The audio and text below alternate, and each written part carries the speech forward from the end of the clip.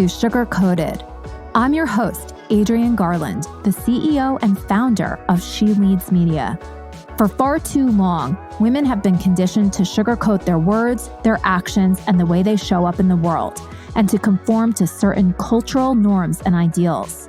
This is inherently designed to keep those who are outside of the norm from gaining power, prestige, wealth, and influence, preventing more women from being recognized and respected as the powerful leaders that we truly are. Join me each week as we dive into raw conversations with remarkable, uncompromising, and inspirational women that will encourage you to strip away your sugarcoating and move boldly in the direction of your magnificent dreams. Hi, everybody, and welcome back to Sugar Coated. I'm so excited today to introduce my good friend to you. Her name is Alice Draper, and she is the founder and CEO of Hustling Writers. Alice is a PR guru and a podcasting guesting strategist, and I am just so excited to share her wisdom with all of you today. Welcome to Sugar Coated, Alice. Yay! Thank you, Adrienne. I'm so excited to be here. Yay. I am so excited. You and I met as part of I guess I'll call it a mastermind group. I don't really know what else to call it. Incubator, I don't know. Yeah. So Eleanor Beaton, who is our shared coach and who I've known for many, many years and who I admire so deeply, has these sessions, and Alice was part of my cohort. And once I heard what she was working on and what she was doing and how she was growing her incredible business, I thought, gosh, her and I really have a lot of synergies because we're so focused on helping women to gain visibility, specifically using the medium of podcasting. So I would love to sort of just turn this over to Alice. And why don't you tell us a little bit about you and also your business, Hustling Writers? Yeah. Thanks for having me here. Firstly, Adrienne, I'm really glad we got to connect through Eleanor. So thanks, Eleanor. Thanks, Eleanor. So I started pitching myself as a journalist many years ago. And I obviously learned that pitching is a grueling industry, whether you're pitching as a journalist or I think anyone who pitches themselves knows. And anyone who's been on the receiving end knows how discerning you are towards pitches. And so learning to kind of deal with very discerning, jaded editors taught me a lot about having a good story and a good hook.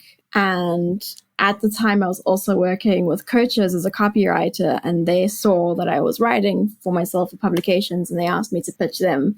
And that's where I kind of started learning about podcast publicity because that's what they wanted. And so I sort of made up my own strategies or Googled, tested things out. Things worked, things didn't work, and pivoted my business to publicity full time because it's what people wanted. And I could see sort of tangible impact on the business and on my clients' sort of leads and their own confidence and the authority they had. Because I think outside of the leads, Adrienne, which is what we talk about, is that, being on podcasts gives you this body of work that makes you feel like you're legitimate and you have authority and you know what you're doing. And so that was really fun. I love developing stories. That's what I really enjoy.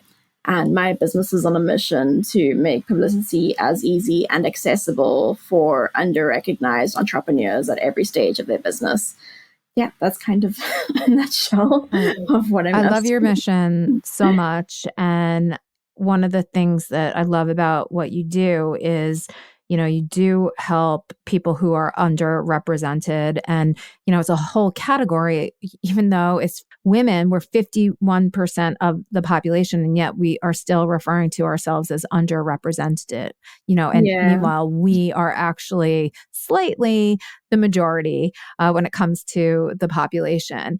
And you start to look at statistics like that. I mean, this goes across any marginalized group, right? While they make up a certain percentage of the population, they're often not represented accordingly across different industries, government, political. And media.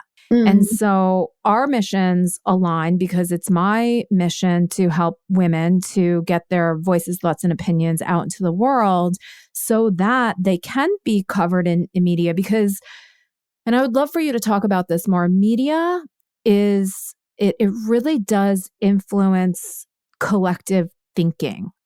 So can you talk a little bit about beyond thought leadership and credibility, why is it so important that underserved people, including women, why it's so important for them to actually have a voice in the media? Such a sort of broad question. I think there's so many directions it can go. One is, I think that when we see people like us or people kind of like us in the media, we can imagine different futures. I don't know if that's very vague. That's beautiful. I wrote a LinkedIn post the other day where I was talking about information era. And, this is the positive side. There are so many negative sides to representation, which is that we're not where we should be. But on the positive side, I see it as a hugely positive thing. My old high school, when I was in high school, internet was a thing, but we weren't like the Gen Zs are now with the internet. We didn't have as much access to as much information as they do. And so we were like deeply complicit with the status quo, and we really went along with a lot of systemic. Not a single person in my school of 1,200 girls was openly queer, for example. A lot of people I went to school with are queer and are openly queer now, but they were not in that space. If you walk into the school now, you meet loads of people who are openly gay, openly trans, openly bisexual. And a big part of that is the fact that through the media, through TikTok, through people's podcasts, through the body of work people have created for themselves, they've seen themselves or something that they would like to be like in the media, and they've felt safe enough through that online community to be themselves. And I think that's just, like what sort of tip of the iceberg of what sharing this body of work online can do is, I often say, like, the amount of change that happened in that institution in just a few short years beats decades of like growth that happened prior to the internet and the media. Yeah. So I think like with this information era, with this, radical access information, we're seeing things speed up in some ways. And also some of the stats are pretty depressing, which we've spoken about before. Yeah, I love that. That's such a great example. And it's I think, a really personal example that a lot of people can relate to. And, I do also want to ask, because I know that I don't know where you were born, where you grew up. I know that you're from South Africa, but you're in somewhere else. Tell us just as a sidebar, tell us a little bit about where you were born, where you grew up, and where you're actually sitting right now. So I was born in South Africa. I was born free, which for anyone who doesn't know, South Africa was under the apartheid regime up until 1994. So I was born just after the apartheid ended, and apartheid was institutionalized racism. So my school that I mentioned earlier was a formerly colonial white school. So a lot of the problems was institutionalized racism, and words like that, just relating back to that example, were not words that kids I went to school with had vocabulary for. No one knew that was a thing. So the Black kids felt like something's not right. Like, we are treated differently, but they didn't have the vocabulary to actually explain what was happening.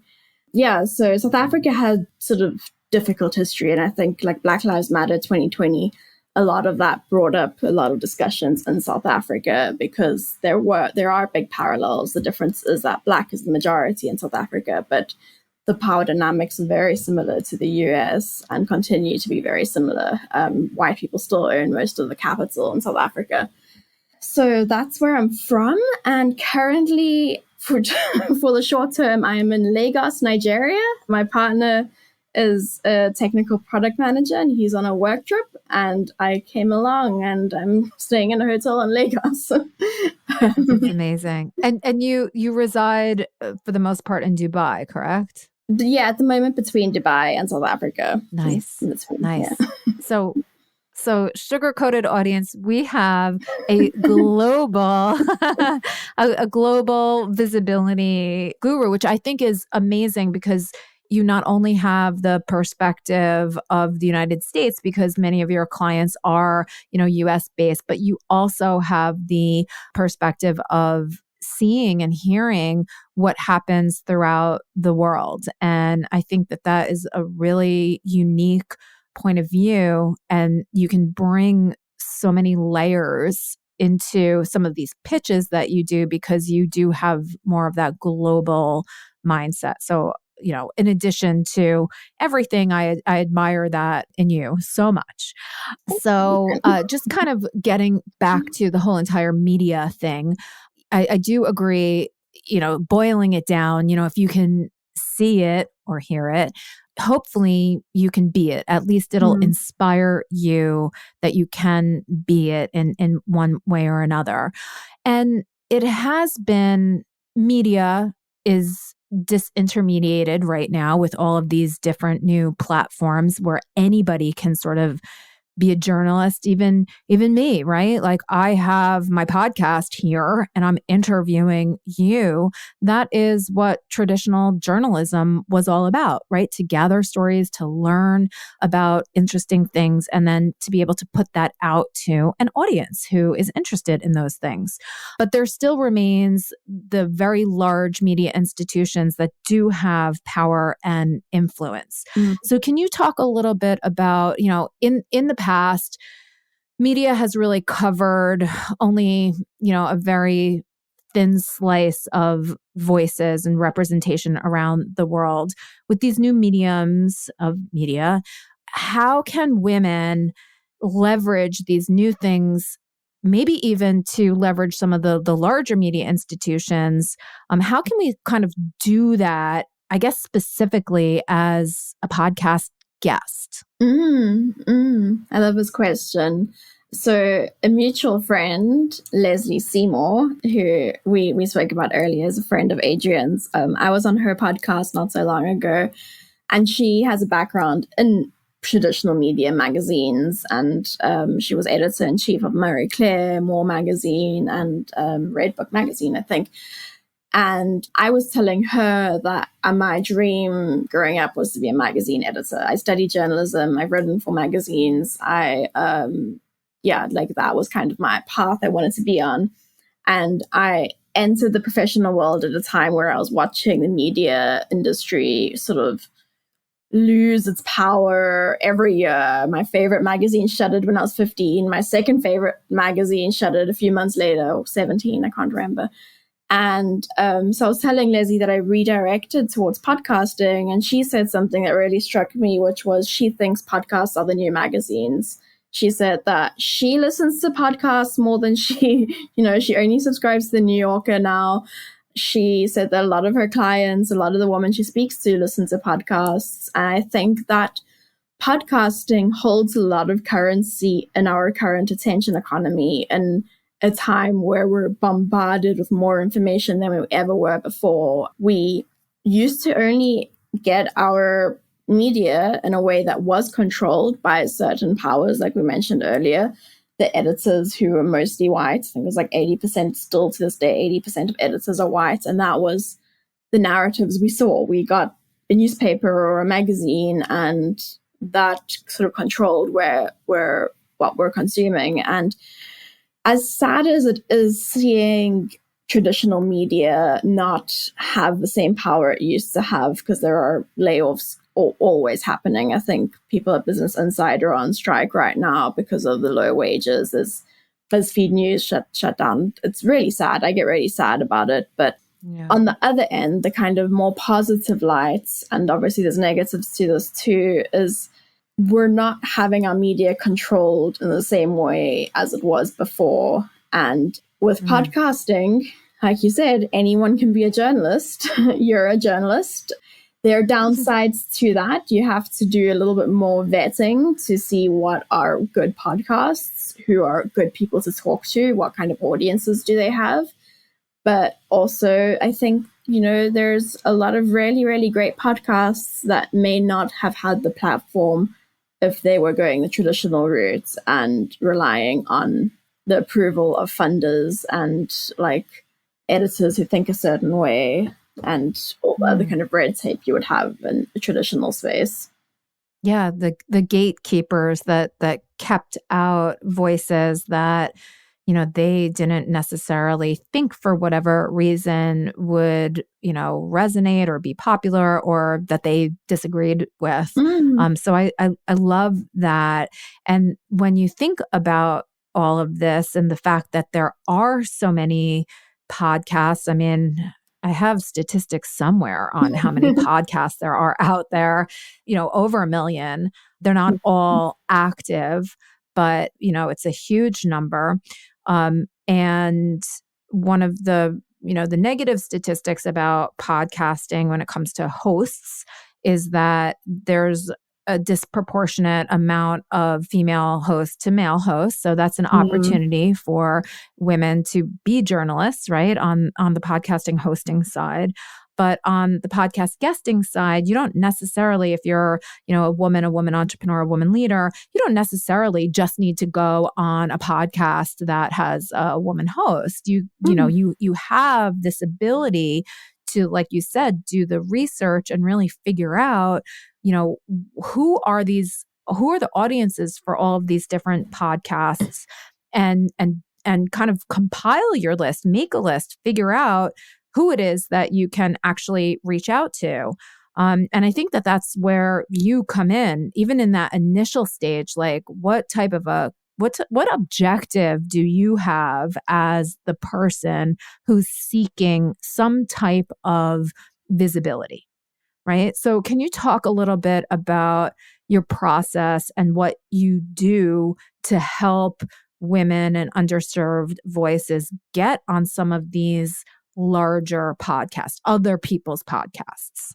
Get on some of the larger podcasts? Can you just repeat the last bit of what you said? Yeah, either the larger podcast or the podcast where it's in really good alignment with what the guest is looking to, who the guest is looking to connect with. So is this in terms of getting on the podcast or finding good podcasts to pitch? I think it's a two-parter, right? Okay. So how does one even go about the business? This is what you do. This is how you help people. How does one even go about the business of identifying, what podcasts are out there, what podcasts are right for me as the guest and my objectives? And then once I find that, what do I do? Yeah. Okay, great. So good stuff. I always recommend once you're looking at the podcast, I always recommend your sort of biggest decision maker is that gut feeling. So when you're looking at the show, but backtracking, you may be wondering, how do I even find those shows? Like, let alone, do I have a good feeling about this show? The best starting point is, I always think has worked really well for me and for all the client research of all of the sort of podcast research I've done for clients. Gather a list of people who you respect and who are ahead of you in your industry and speak to a similar audience to you. So if you are a money coach, who are the sort of more well-known money coaches? And you may not do the exact same thing, but if you guys speak to similar audience, gather that list and then pop their names into either Apple Podcasts or Listen Notes, and then you'll see every podcast they've been on. And that's a great starting point for finding shows. Usually you can click see more shows under that category, and then you just have loads of podcasts in your niche. And then once you've found the podcast and you're trying to decide, is this somewhere I actually want to pitch? Is it something that's a fit for me? The first metric is that I say, which is that, like, I think your subconscious brain works way more quickly than our conscious brain. Do you get a good feeling from this show? So when you look at it, does it sort of make you think, ugh, no, like, don't think I'd vibe with this? It could be, the picture, it could be the text the person had, it could be the listening to the first 5 minutes and the vibe the host gives off. And if you get a really good feeling, then that's a good sign that you should pitch this show. If you want to get a little bit more technical, of course, the vanity metrics of like, does this show have a lot of reviews? Does this show on listen notes, it gives you like a top % score. If it's like top 5% or top 1%, you know it's got more listeners, so there's more people who will hear what you're saying. You can go with that, but there is so much power in niche podcasts. And so when it comes to more niche podcasts, what I would recommend is have a look at the host and see if the host is someone who you align with. That could be noticing value alignment in their bio. It could be going to their LinkedIn profile and seeing that, you know, this is someone you respect from this limited data you have. It could also be, you know, you are someone who sells $10,000 programs, for example, and this person you realize is selling $100 programs. You may realize maybe this isn't going to move the needle in the way I need it to because she's catering for people who are just starting their business, whereas I'm catering to people who are 10 years in business. Stuff like that, you know, you can kind of judge, are they at a similar level or above you in their business? Because that's a good sign if they're above you.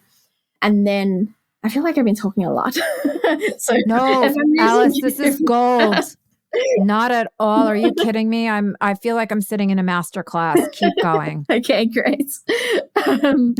And once you decide to just pitch the place, you know, and you're finding somewhere to pitch, you can find the email on their website. You can use a tool called Clearbits to find the email address. It's like a sort of extension that you can put on your Google Chrome, and then you can click on it and see the people under a website and their contact details. If that doesn't work, Facebook also often has contact details.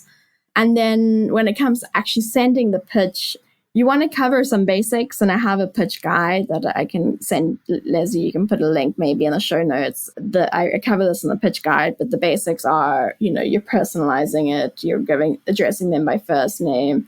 You are including a story hook, you're including speaking points, you're including a bio with links, because if the host is interested in your pitch, they're probably going to want to see a little bit more about you. So you want to make it easy for them to find your website or your LinkedIn. Yep. A call to action, which is just you want to connect for a podcast episode. But then what I would really emphasize is the biggest part of your pitch is the story. That's your make or break. Of course, personalize it. That's really important too. I usually open it with like a personal paragraph about something specific the host said on a podcast or something they posted, which is, that kind of makes it seem like it was targeted to this particular person and it's not just a generic spray and pray pitch. Next up is like the attention from a story hook, because as you would know, Adrian, like, you get a lot of pitches and you have no guarantee of having someone's attention to read through all your speaking points and look through your website. So that story is everything. So the story hook, I would say, should be something related to your speaking points, related to kind of your business mission. So an example I could give is, you could be a career coach and your story could be something like, I, in quotes, the HR rep informed me I was fired. Like, and that's like a quote. And then next line could be like, 5 days earlier, I had reported an instance of sexual harassment. And then you could say something like, this was 15 years ago.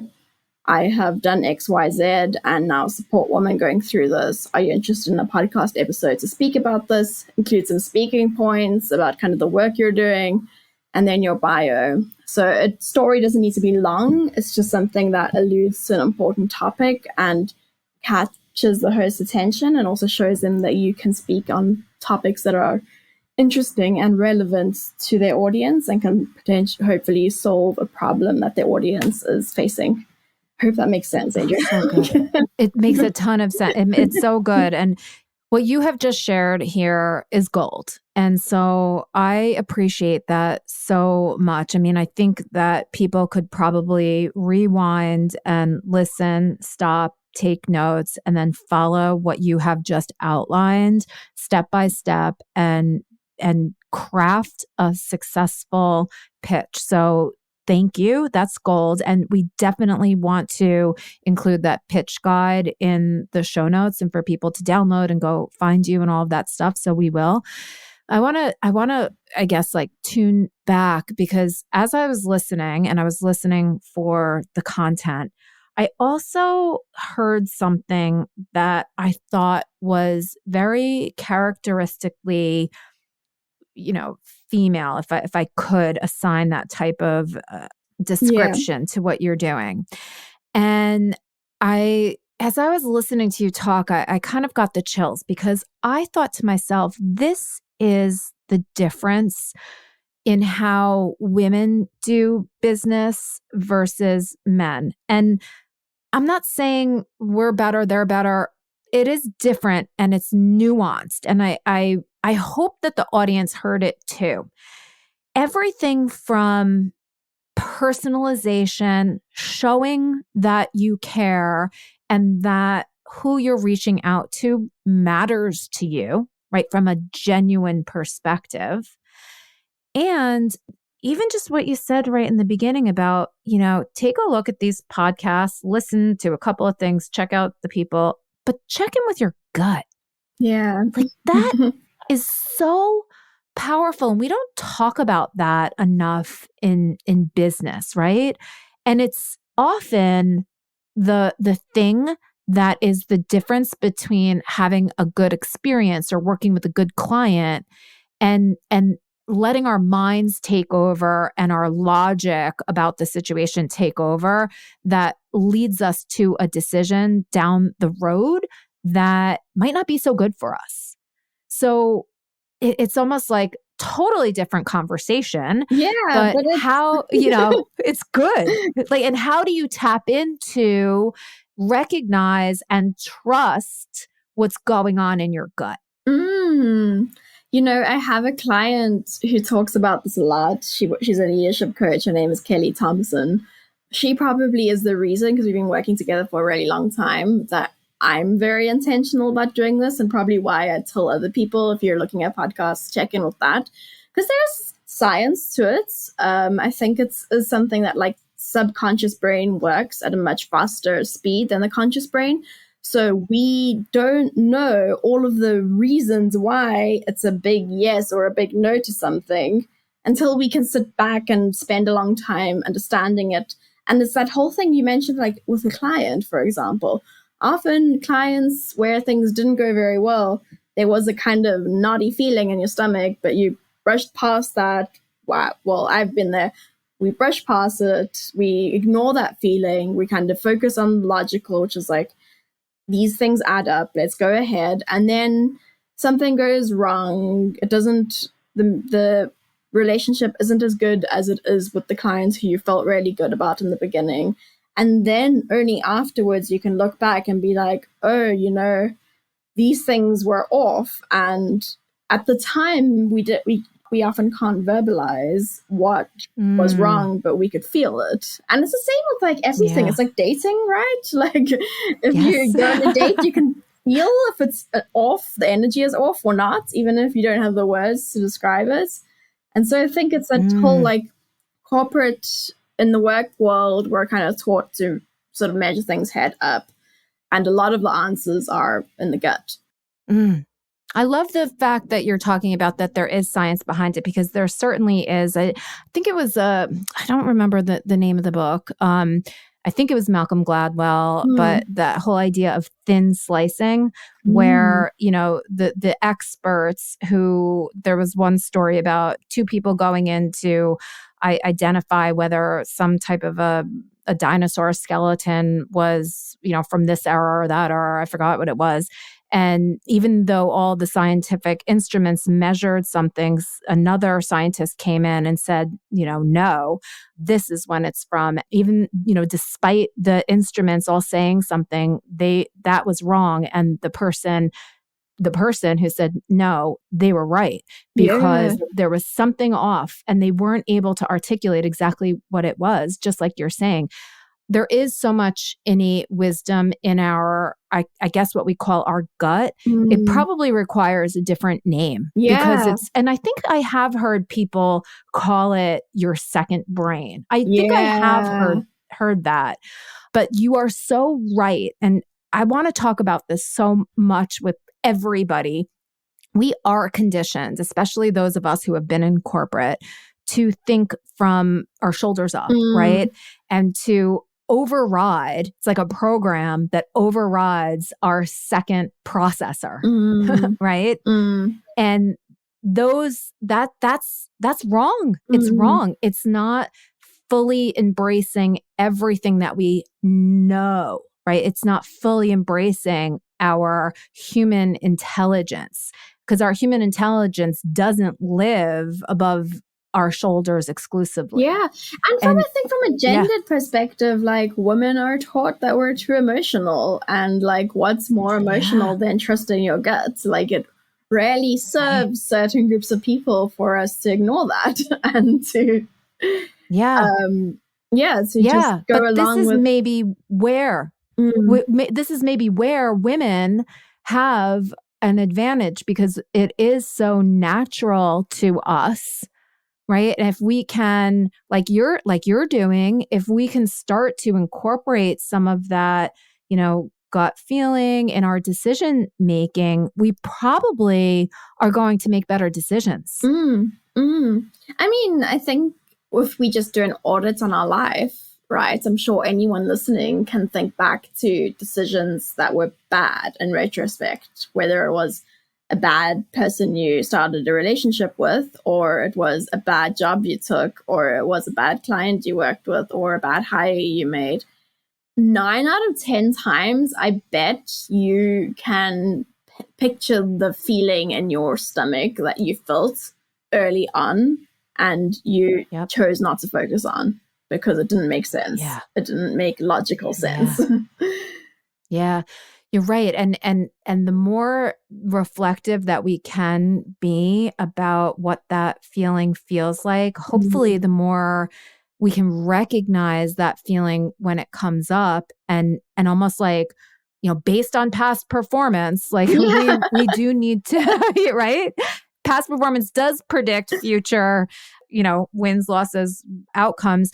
Maybe we can learn how to fully embrace that so that we are making these better decisions for ourselves. And I think that totally applies to, instead of, if you are someone who's looking to get visibility, instead of just focusing on the top podcasts or like, the most popular hosts or, whatever it is, be strategic from both points of view on who it is that you are reaching out to in the first place. Yeah. And it also, a podcast episode, and I think I mentioned this, is it's, you don't have to overthink the gut part as much as you would if you were signing a client or taking a job, because like you really need to check in with your body if you're doing something that's going to take a lot of time and energy from you. But I have heard of podcast recordings that didn't go great. I know someone who felt like they were quite rude and dismissive about a lot of her ideas, and she didn't feel like they actually wanted her on the show. And she checked in afterwards and asked if they could either do a re-recording or just scrap the episode. And they put the episode up like 2 days later, which is really weird, like to record and then have the episode up in like 3 days. And if she looked back and she sort of checked in with herself, there were some things that weren't quite right about that. So it is, I think, podcasting, the stakes are not nearly as high as it is with the other examples I mentioned, but it is a very foolproof method of kind of figuring out, like, is this someone I want to build a relationship with? That's also a big question, because a lot of the like fun of podcasting is like the relationship building and getting to meet new people. And if you don't want a relationship with them, whether that's as a friend or a professional relationship, there's no point pitching them. Like there are loads of people. That's so good. It reminds me of this book that I'm reading that incorporates a lot of different types of concepts from things throughout the years. But as you were talking, I was thinking, the way that you do one thing is the way that you do everything. So what's the criteria for your life, right? Like maybe podcasts are low stakes and maybe it doesn't matter, who it is that you're talking to, but maybe it really matters because if you're going to compromise your ideals, values, push your gut aside in one low stakes area, then you're probably doing it in another high stakes area in your life. So it's like, where do you want to be operating? Yeah. And I've really been thinking about this a lot. This book, which I'll throw out there as a resource. It's somewhat new. It's called 10x is easier than 2x. And there's so many different concepts in there that really I think can help to level up your thinking and not even your thinking, the way that you do things, the way that you make decisions and how you sort of decide who you want to be, what your identity is and what you will accept and not accept. So I just think that everything that you have said sort of, supports that and moves toward that. I did want to ask one other question before we wrap up, and it probably could be another whole episode altogether, but as a guest, I'm asking this because I've actually had guests use this strategy, I guess is how I'll say that, on me as a host. Yeah. So often the guests will have some type of a program that they do or something like that. And before podcasts start, I think if a podcast host is a good host, they just do a little talking to warm everybody up. And then throughout the conversation, you learn a little bit more about who it is that you're interviewing. And I have had guests then turn around, whether it was that moment or however long down the road, and actually pitch me as the host on their services. And then sometimes I've learned about them and I've asked them to work with them because I've been so impressed with them. Yeah. So this is like another layer of podcast guest strategy. It's not just to like get out there, and you don't want to be slimy as a guest, pitching the host. Yeah. Like, but as soon as you get the acceptance, drop in with another pitch and just email him every week with the offer. But it is something that I have seen done in an elegant way so that it doesn't put me off. Do you ever advise your guests to maybe use that as an opportunity? That's really interesting. I have not advised any of my clients to, but I can totally see how it would work in an elegant way. If you are speaking to your ideal clients and you have a great conversation, there's great rapport, if you pitch them, and I would recommend leave some time, don't just pitch them straight after the conversation. I also recommend on the relationship front, always offer podcast hosts who've invited you on the show, if there's a favor you can do for them, whether that's review them on Apple Podcasts or promoting the show in a certain way, kind of shows it's less, you're not using it just as a transactional means and end. But when it comes to pitching the host, I think like anything, when there's been face-to-face contact, there's a connection, they see you as a real person, one, and two, they see you as a smart, interesting person. That's a good strategy if it's done in an elegant way, if it's not, you bombarding them with your offer and them having said no and you're still bombarding them. Of course, that's not elegant, but if you can see that, you can solve a problem that they could be potentially facing, your pitch is executed in a way where you're mentioning specific things about their business. Yeah, I can totally see that working. So that's a good strategy.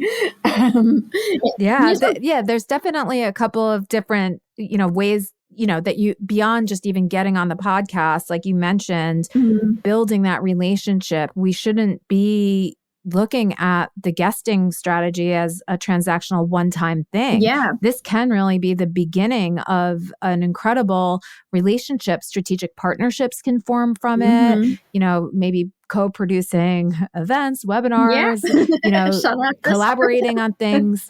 And I do think that that's such an important message that we need to put out there.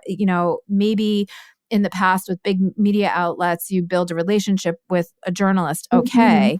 But this can go beyond that, especially for women entrepreneurs, right? Yeah. It's not just about building the relationship with the host. It's about building the relationship with the host audience. Yeah. And how can you be a really good guest so that you do ingratiate yourself to that host? Yeah. Because I think the opportunities are endless. There's Leslie invited me to deliver a class to her audience, her Covey Club audience. I have clients who have built strategic partnerships with the hosts, ended up doing like a Instagram live series, ended up co-hosting events together. And that goes back to the relationship aspect. Is this podcast host someone you would want a relationship with outside of the interview? Because the potential is endless. And like you said, not just looking at it as a simple transaction. I'm on your show, now I'm done. I think that the magic really happens after that. Like, of course, you can have great leads on shows, especially popular shows, but look at it as an investment into relationships. And I love that. So good. This is so good. Oh my gosh. I that you and I could talk forever. But I want to thank you so much for just dropping such incredible pieces of information for everybody. And I do highly recommend to go back and sort of listen to everything that you can do to set yourself up for success as a guest and familiarize yourself with it, because not everybody is familiar with how to pitch. So do that and educate yourself. But I would also highly recommend reaching out to Alice and having her help you think through all of this and really leverage her expertise. I think as women, and I'm not trying to sell, but I think as women, we often do try to do everything ourselves. And I think the more strategic move that will get you 10x in your life, to quote the 10x is easier than 2x books, is to actually hire the experts who that is their area of expertise so that they can help to exponentially get you to where you want to go. So with that, Alice, how can people get in touch with you? Thank you, Adrian, firstly, before I mention how people get in touch with me, thank you for having me. And thank you for sending that email all those months ago to say, let's connect, because it's been a really rewarding relationship on the relationship side of things. So to connect with me, you can find me on LinkedIn. It's linkedin.com/Alice-M-Draper. And then if you want the pitching, I know Adrian said you can go rewind, but a lot of what I mentioned is also in my pitch guide, which has like a template as well. So you can find that on my website, which is hustlingwriters.com/podcast pitch guide, podcast-pitch guide. And on a strategic note, final strategic notes, this is a very great way of attracting leads when you go as a guest, is to have a single lead magnet that's related to the topic you're talking about, because there's incentive for listeners to do something. So if you have struggled with kind of generating leads from podcasts, I hope this is, So good. Gold. Platinum. Forget about gold. Platinum. Diamonds. Thank you so much for having me. Rubies. Alice, thank you so much. It's always such an incredible pleasure speaking with you. And I'm so happy that we are just in collaboration with one another. And you will definitely be back. Yes, maybe one day in New Jersey, I'll come meet you for coffee. I would love that. That would be so wonderful. Well, thank you so much. Thank you so much, Ali. This is so great.